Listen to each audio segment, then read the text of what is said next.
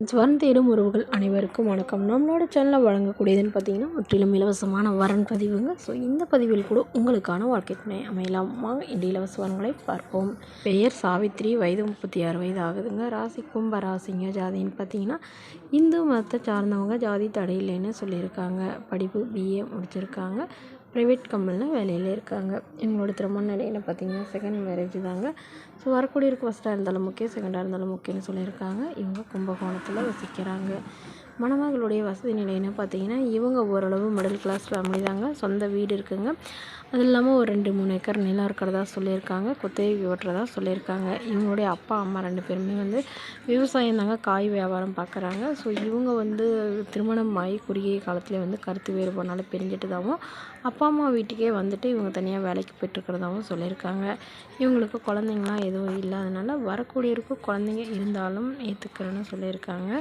மணமகனுக்கு ஒரு சொந்த வீடு மட்டுமாவது இருக்கணும்னு சொல்லியிருக்காங்க. மாதம் ஒரு 15,000 to 20,000 சம்பளம் வாங்குறவராக வேணும்னு கேட்டிருக்காங்க.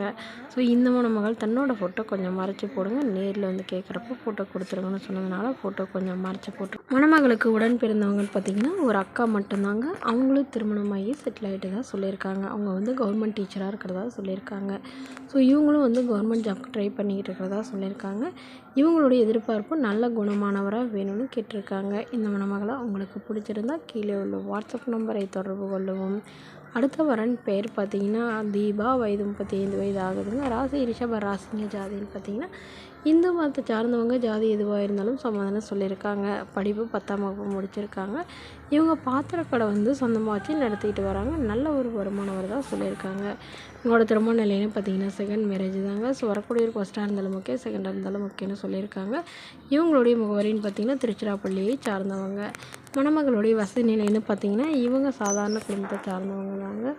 வாடகை வீட்டில் தான் வசிக்கிறதா சொல்லியிருக்காங்க. ஸோ இவங்க பாத்திரம் எடுத்துகிட்டு வியாபாரம் பார்க்குறதா சொல்லியிருக்காங்க.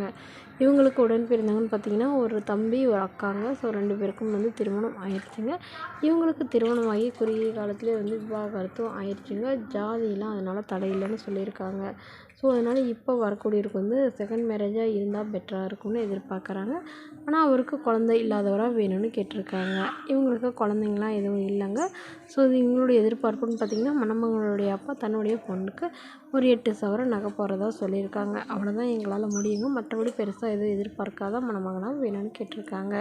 இந்த மணமகளை உங்களுக்கு பிடிச்சிருந்தா கீழே உள்ள வாட்ஸ்அப் நம்பருக்கு உங்களுடைய முழு விவரங்களையும் எங்களுக்கு சென்ட் பண்ணுங்கள்.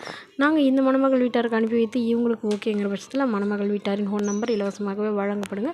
இதற்கு கட்டணமாக ₹1 கூட செலுத்த தேவையில்லை. இது முற்றிலும் முழுக்க இலவசமான வரன் பதிவு மட்டுமே.